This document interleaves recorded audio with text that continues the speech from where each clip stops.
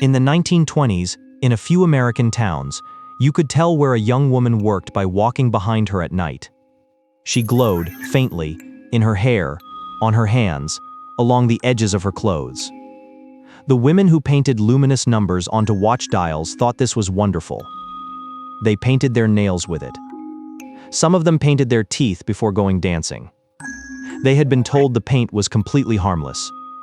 In the same building, the company's own chemists handled that paint behind LED screens using tongs, wearing protective aprons. Every story in this video works like that. Nobody found out too late. Somebody already knew. Radium had been discovered about 20 years earlier and was, briefly, the most glamorous substance on Earth. It was in toothpaste, in face cream, in tonic water. It glowed, which people took as proof that it was full of energy and therefore good for you. Mixed into paint, it made watch dials readable in the dark, and during the First World War that was worth a great deal for soldiers and then for pilots, and then for everybody who wanted a modern watch. The work was done by young women, many of them teenagers, and it was good work. It paid better than a factory floor, and it was considered skilled. The numbers on a watch dial are small, so the brush has to be kept to a fine point. The women were taught to do that with their lips, bring the brush to a point in the mouth, dip, paint, repeat. Hundreds of times a day, they asked whether it was safe. They were told it was. Some were told it would put color in their cheeks. Radium behaves in the body almost exactly like calcium, which means the body files it away where it files calcium. In the bones, where it stays and keeps emitting for the rest of a person's life. The first sign was usually dental, teeth loosening, then the jawbone itself beginning to break down, a condition that came to be known simply as radium jaw, then anemia, then bone cancers. The companies denied everything. They blamed syphilis. They arranged their own medical examinations and did not share the results. In Illinois, one company kept telling its workers the paint was harmless years after its own management knew otherwise, so the women sued. In New Jersey, Grace Fryer spent 2 years just trying to find a lawyer willing to take it on. By the time the case reached court, she and the 4 women with her could not raise their arms to take the oath. One could no longer walk. They settled in 1928. Later in Illinois, Catherine Donahue testified from a bed brought into the hearing room and won. Those cases did something that outlived everyone in them. They helped establish that a worker could sue an employer for an illness caused by the job, which had been close to impossible before. And there is one more thing, and it is the strangest fact in this video. The surviving dial painters were studied for decades afterwards, with their consent. Measuring what radium had done to them, and at what doses, is a large part of how the first real human radiation safety limits were set. Those limits were in place by the time the United States began building the atomic bomb, and they protected the people working on it. Women who were told the paint was harmless are the reason later workers were not. London, 1888, a match factory in the East End, employing around 1,400 women and girls.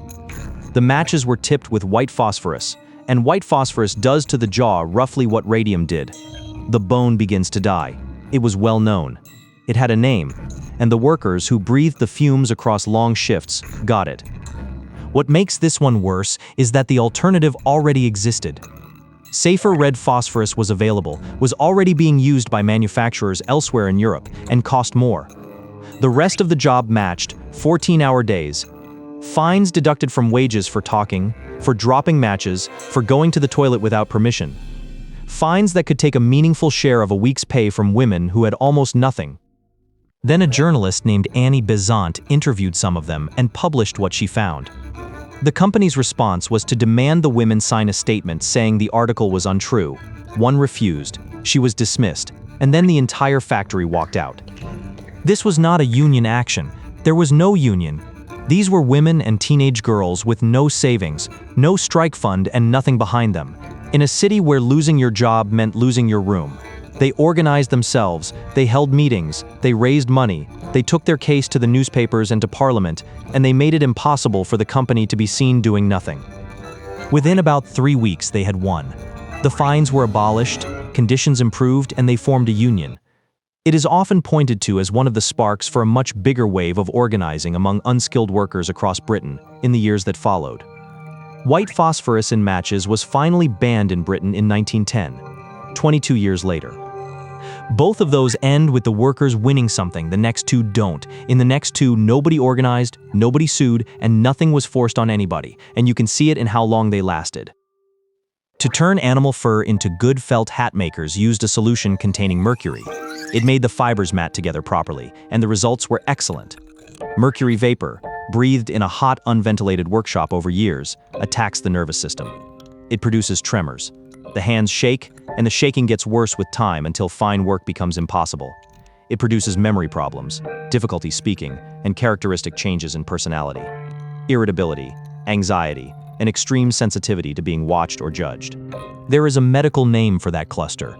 There was also a common name for it, which was hatter's shakes, and that is where the phrase mad as a hatter comes from. It is not a joke about eccentricity. It is a description of a specific occupational poisoning in a specific trade that people watched happen to their colleagues over years. This was understood. The effect was being described in the 1700s and written up in medical journals through the 1800s. Alternative processes existed. Some countries acted. France restricted mercury in hat making in the 19th century. In Britain and the United States, it carried on.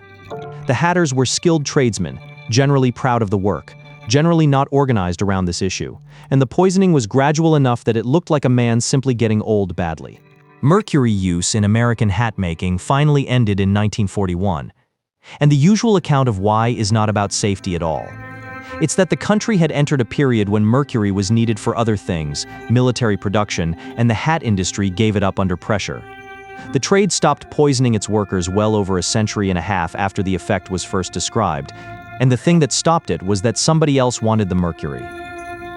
Georgian and Victorian chimneys were narrow, and they bent. Brushes could not get round the bends, so the trade used children, apprenticed, bought, or taken from workhouses, some of them 5 or 6 years old, chosen for being small enough to fit. They climbed the flues and cleaned them by hand. In 1775, a London surgeon named Percival Pott noticed that he kept seeing the same cancer in the same group of patients, young men who had been climbing boys. He worked out that the cause was prolonged contact with soot.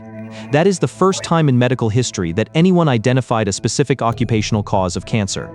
It is a genuinely important moment in medicine, and it happened in 1775. Here is what happened next. Parliament passed an act restricting the use of climbing boys in 1788. It was barely enforced. It passed another in 1834, then another in 1840, then another in 1864. Boys were still going up chimneys in the 1870s. The laws failed for ordinary reasons. Nobody was made responsible for enforcing them. Magistrates were reluctant to convict local tradesmen. Householders wanted their chimneys cleaned properly and cheaply, and the children had no one, no wages of their own, no families in a position to object, and no way of being heard by anybody. What finally changed it was a death that got into the newspapers in 1875, and a sustained campaign by people with access to Parliament. The act passed that year required sweeps to be licensed by the police, which meant that for the first time somebody actually had the job of checking, 100 years after a surgeon published exactly what was killing them. There's a version of history where these things happened because nobody knew any better. That's not what happened in any of the four. The radium company's chemists were using lead screens in the same building. Safer phosphorus was already on sale. Mercury poisoning in hatters was described in medical journals for over a century, and the cancer killing the climbing boys was identified, published, and named in 1775. The knowledge was there every time. It just didn't do anything on its own. What actually changed things was always the same.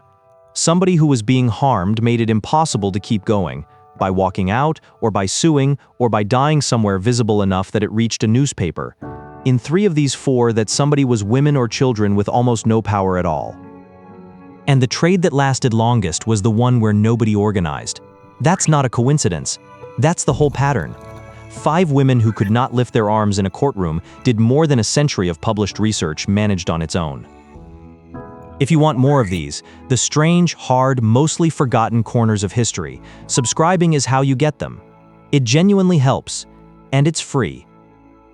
And if you want another story where the people in charge knew exactly what they were doing and said so out loud, that one's on the screen now.